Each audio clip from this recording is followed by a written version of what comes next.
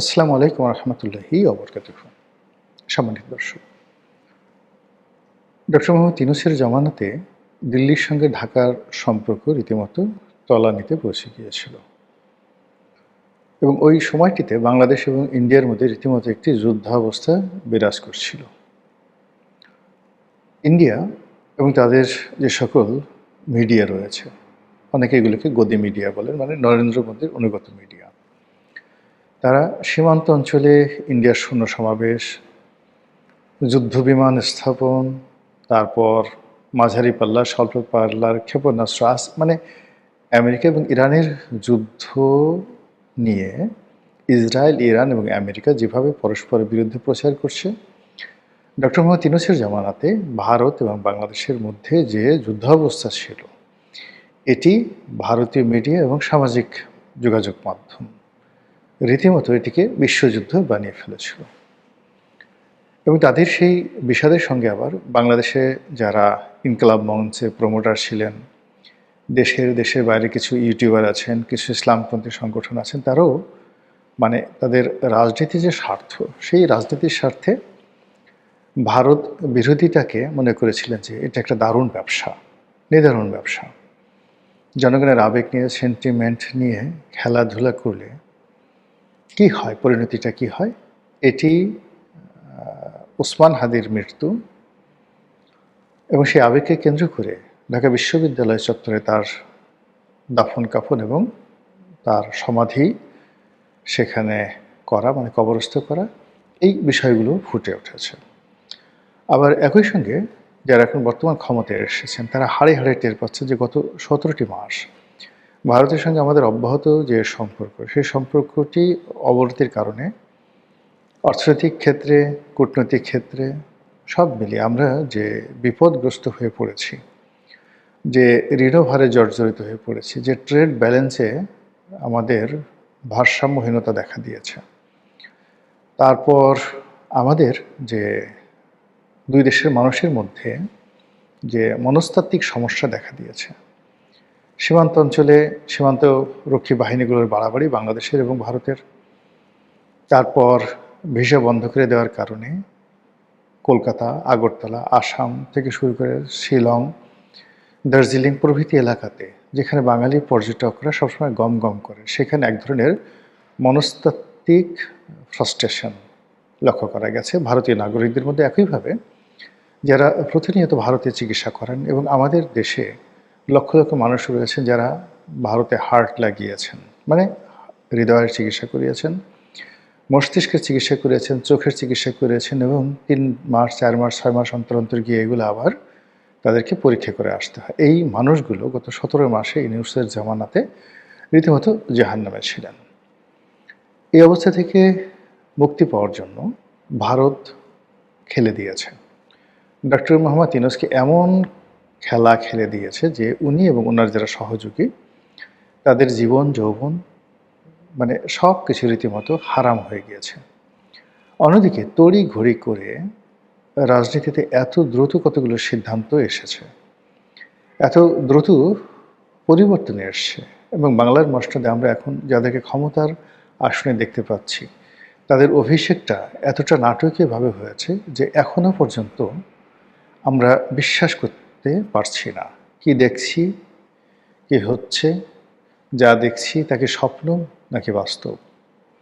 আবার সেই খাল কাটা, আবার সেই ছাগল লালন পালন, আবার সেই খেজুর প্রকল্প, চারিদিকে রই রই রব, হই হই রব, মানে উন্নয়নের জোয়ার, নতুন সরকারের উন্নয়নের জোয়ার বইছে। সরকার সব কিছুতে মানে এতটা স্বাচ্ছন্দ্য দেখানোর চেষ্টা করছে যে বাংলাদেশে আসলে কোনো সমস্যাই নেই। হতে পারে আমাদের দেশের অনেকগুলো সমস্যা মূলত মনস্তাত্ত্বিক, অনেকগুলো সমস্যা সিন্ডিকেটের কারণে হয়ে থাকে। বঙ্গবন্ধুর হত্যাকাণ্ডের পর দেখা গেল যে বাংলাদেশে চাল, ডাল, আটা, ময়দা, চিনি, লবণ, মানে এগুলো সবই সহজলভ্য হয়ে গেল শুধু জিয়াউর রহমান ক্ষমতা আসার সঙ্গে সঙ্গে। তো এই সময়ের মধ্যে কোনো আমদানি হয়নি, তারপর দেশে উৎপাদনও হয়নি, কিন্তু এগুলো এত অ্যাভেলেবল হলো কী করে? মূল কারণ হলো যে বঙ্গবন্ধুর জামানাতে সব কিছু ঠিক ছিল, কিন্তু সাপ্লাই অ্যান্ড চেইন, এটার যে ম্যানেজমেন্ট রয়েছে সেই ম্যানেজমেন্টগুলো ঠিক না থাকার কারণে মানুষের যে মনস্তাত্ত্বিক জগৎ সেখানে অস্থিরতা ছিল, যে যার মতো করে মজুত করেছে। আর আরও মজুত করার জন্য মানুষ পণ্যের জন্য ঘুরেছে, এরকম একটা অবস্থা। সেখানে যখন জিয়াউর রহমান এসে ঘোষণা দিলেন, একটা স্থিতি অবস্থা আসলো, তখন মানুষ বিশ্বাস ফিরে পেল, নাথিং মোর। আর অপরাধীরা তাদের অপরাধ করাটা বন্ধ করে দিল। একইভাবে আমাদের দেশেও এই মুহূর্তে ধরুন যে যার মতো করে আমরা যেমন একসঙ্গে পেট্রোল পাম্পে ছুটছি, তো পেট্রোল পাম্পে ছোটার পরে সেখানে বিশাল লাইন, হয়তো অনেকের তেল দরকার নেই, কিন্তু একটা মনস্তাত্ত্বিক যে আমার এই তেল এখনই দরকার। আবার ব্যাংকগুলোতে টাকা দরকার, এখন আপনার দরকার নেই, ব্যাংকে পড়ে আছে, কিন্তু আপনার অবিশ্বাসই করেন, আপনি এমন দৌড় দিলেন যে এই দৌড়ের কারণে অনেকগুলো ব্যাংক রীতিমতো দেউলিয়া হয়ে পড়লো, মানে এটার জামানাতে, ডক্টর মোহাম্মদ ইউনূসের জামানাতে ইসলামী ব্যাংকগুলো। বাংলাদেশের সবচেয়ে বড় ব্যাংক ইসলামী ব্যাংক বাংলাদেশ যেটা আছে, বা বাংলাদেশ ইসলামী ব্যাংক যেটা, এটাও বন্ধ হয়ে যেত। এটা সামহাও বাংলাদেশ ব্যাংক যদি এটাকে তুলে না ধরতো, 10,000, 12,000, 20,000 কোটি টাকা মানে তাদেরকে শর্তহীনভাবে লোন দিয়ে এই ব্যাংকটাকে বাঁচিয়ে রাখা হয়েছে, আদারওয়াইজ এটাও কিন্তু শেষ হয়ে যেত। এই সবই হয় কিন্তু অবিশ্বাস থেকে। এখন এই যে নতুন একটা সরকার আসছে, পরিবর্তন আসছে, এই জন্য অনেক মানুষ বিশ্বাস ফিরে পেয়েছে। বিশ্বাস ফিরে পাওয়ার কারণে কিন্তু আপনি দেখেন যে মানুষ ছুটছে, চেষ্টা করছে, হতাশা থেকে অনেক মানুষ বের হয়ে আসছে। তো এই হতাশার থেকে বের হয়ে আসার মধ্যে আনন্দের সংবাদ হলো ভারতের সঙ্গে সরকারের খুব একটি দহরম মহরম সম্পর্ক যাচ্ছে। এমনকি শেখ হাসিনার জামানাতেও যে জিনিসগুলো হতো না, ভারত সহজে বাংলাদেশকে চাল দিতে চাইতো না।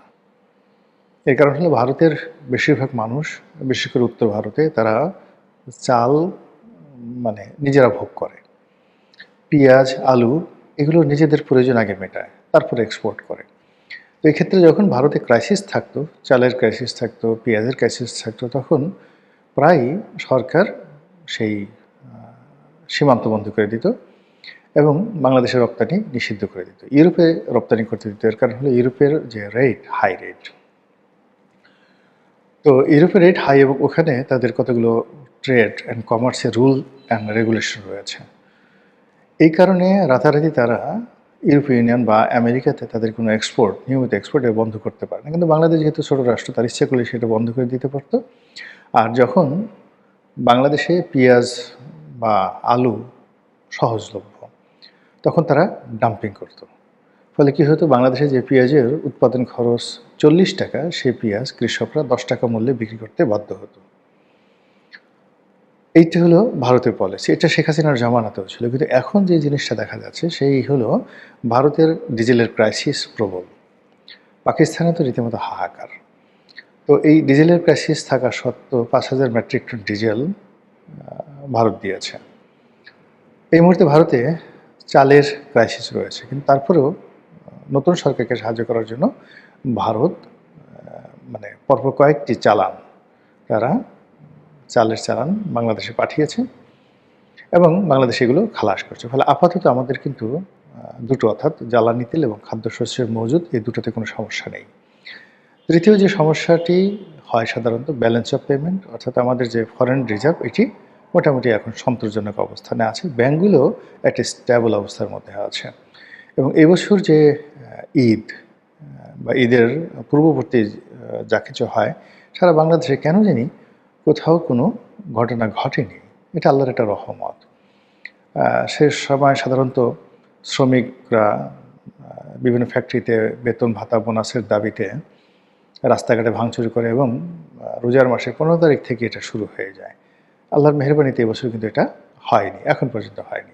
পদ্মা সেতু, যমুনা সেতু যেখান দিয়ে মানে গাড়ি পারাপারে বিশাল সিরিয়াল হয়, এবছর হয়নি। এনিওয়ে সব মিলিয়ে সব কিছু ভালো চলছে। আল্লাহ এইভাবে যদি সব কিছু ভালো চালায় এবং কোনো রকম অসুবিধা যদি আমাদের না থাকে, আলহামদুলিল্লাহ। তো এখন যে জিনিসটা নিয়ে আলোচনা হচ্ছে, সেই আলোচনাটা হলো যে ভারতের সঙ্গে বর্তমান সরকারের কী লেনাদেনা আছে। তারেক রহমান সাহেবকে ক্ষমতা আনার জন্য ভারতকে এখানে কোনো গেম করেছে? যেভাবে অতীতে 3টি নির্বাচনে ভারত শেখ হাসিনাকে ক্ষমতা আনার জন্য তারা গেম করেছিল। এটা নিয়ে কথা যাই থাকুক না কেন, ফার্স্ট থিং হলো যে ইলেকশন হয়ে গেছে। আমরা দৃশ্যতে যে ইলেকশন দেখেছি, ইলেকশন ভালো দেখেছি। এখানে অংশগ্রহণমূলক ইলেকশন দেখেছি। বেশিরভাগ ভোট কেন্দ্রে ভোটারে এসেছে। এখন এখানে আপনি যত ইঞ্জিনিয়ারিংয়ের কথা বলেন, এই নির্বাচনটা অনেকটা 2008 সনের নির্বাচনের মতো। 2008 সন সম্পর্কে এখন সবাই বলে যে ওখানে ইঞ্জিনিয়ারিং ছিল, সূক্ষ্ম কারচুপি নয়। ওখানে যাকে বলা হয় 2014, 18, 24-এ যে ঘটনাগুলো ঘটানো হয়েছে সেগুলোর প্রারম্ভিক মহড়া ছিল 2008 সনে। এবং ভারতে যে তৎকালীন রাষ্ট্রপতি প্রণব মুখার্জি, তার মাস্টার প্ল্যান অনুযায়ী আওয়ামী লীগকে ক্ষমতা আনার জন্য ভারতীয় র, তারপরে সেই যে মঈনুদ্দিন ফখরুদ্দিন সরকারের যে গোয়েন্দা সংস্থা এবং আওয়ামী লীগ যুগপৎভাবে তারা কাজ করেছিল। ফলে বিএনপিকে এত গোহারা হারানো হয়েছিল যে বিএনপি সেবার মানে এত কম সংখ্যক আসন পেয়েছিল যেটা কেউ বিশ্বাস করতে পারেনি। তো যা হোক, তারপরেও 2008 সনের সেই নির্বাচনকে মানুষজন কিন্তু গ্রহণ করেছে এবং 91, 96, 2001 এবং একই সঙ্গে 2008-এর নির্বাচনকে একই ক্যাটাগরিতে মানুষ ফেলে যে না, নিরপেক্ষ সুন্দর নির্বাচন হয়েছে, অংশগ্রহণমূলক নির্বাচন হয়েছে। একইভাবে এই বছরের যে নির্বাচন, সেই নির্বাচনের যে অসৌন্দর্যতা সেটা আওয়ামী লীগ নেই। আওয়ামী লীগ নেই আর জাতীয় পার্টি ছিল, কিন্তু তারা অভিযোগ করছে যে তাদেরকে নির্বাচনে অংশগ্রহণ করতে দেওয়া হয়নি। এই দুটো ছাড়া মোটামুটি বাকি যে সূচকগুলো ছিল সেই সূচকগুলো 14, 18, 24-এর নির্বাচনের চেয়ে ভালো ছিল। অংশগ্রহণ বেশি ছিল জনগণের, ভোটার উপস্থিতি বেশি ছিল, মারামারি কম ছিল, প্রতিযোগিতা জামাত এবং বিএনপির মধ্যে একেবারে খারাপ হয়নি।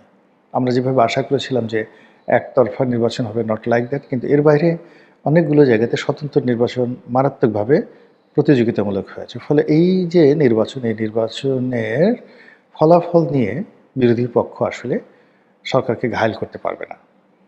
বিরোধী পক্ষ সরকারকে ঘায়েল করতে পারবে সরকার যদি ভুল করে, দেশে যদি ক্রাইসিস তৈরি হয় এবং যে সমস্যাগুলো